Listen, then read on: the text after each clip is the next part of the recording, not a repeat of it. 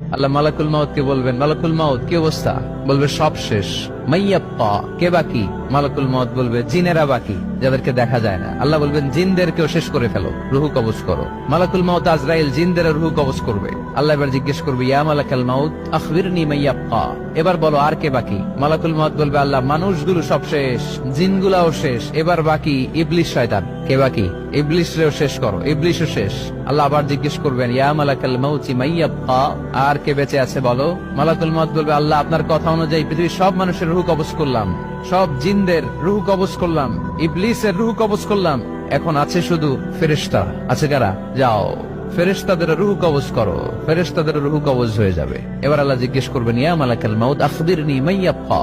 মালাকুল মাউত বলবে, আল্লাহ আপনার কথা মতো ধরে ধরে সব শেষ, ফেরেশতাও শেষ, 4 জন ছাড়া। কয়জন ছাড়া? জোরে বলেন, কয়জন ছাড়া? ইসরাফিল, জিব্রাইল, মিকাইল, আজরা